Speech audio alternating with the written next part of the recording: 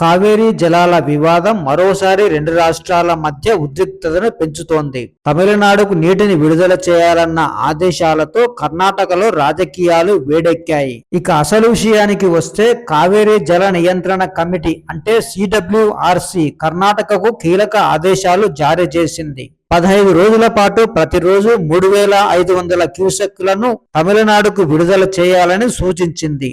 అయితే ఈ నిర్ణయాన్ని కర్ణాటక తీవ్రంగా వ్యతిరేకిస్తుంది. రాష్ట్ర వ్యాప్తంగా రైతు సంఘాలు, కన్నడ అనుకూల సంస్థలు, బీజేపీ నాయకులు ఆందోళనలు కొనసాగిస్తున్నారు. ముందు మా రాష్ట్రానికి నీరు కావాలి అంటూ ఒత్తిడి తెస్తున్నారు. ఈ పరిస్థితుల్లో కర్ణాటక ముఖ్యమంత్రి DK శివకుమార్ అఖిలపక్ష సమావేశానికి పిలుపునిచ్చారు.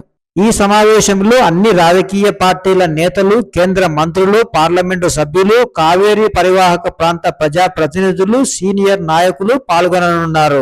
కావేరీ వివాదంపై రాష్ట్రం తరపున ఒకే విధమైన రాజకీయ న్యాయ వ్యూహాన్ని రూపొందించడమే ఈ సమావేశం ముఖ్యోద్దేశం. అంటే అందరి అభిప్రాయాలు తీసుకుని తదుపరి కార్యాచరణను ఖరారు చేయనున్నారు. ఇక మరో కీలక నిర్ణయం కూడా తీసుకున్నారు. ఆగస్టు 3న తమిళనాడు ముఖ్యమంత్రి జోసెఫ్ విజయ్తో జరగాల్సిన సమావేశాన్ని కర్ణాటక ముఖ్యమంత్రి DK శివకుమార్ వాయిదా వేశారు. ఇప్పుడున్న పరిస్థితుల్లో చర్చలకు ఇది సరైన వాతావరణం కాదని ఆయన పేర్కొన్నారు. ఉద్రిక్తత తగ్గాక చర్చలు కొనసాగిస్తామని చెప్పారు. అంతేకాదు కర్ణాటక ప్రయోజనాలే ప్రభుత్వ తొలి ప్రాధాన్యమని ఆయన స్పష్టం చేశారు. అవసరమైతే అన్ని చట్టపర, రాజ్యాంగపర మార్గాలను అనుసరిస్తామని కూడా తెలిపారు. మరోవైపు కావేరీ జలాల అంశంపై రెండు రాష్ట్రాల్లోనూ రాజకీయ వేడి పెరుగుతోంది.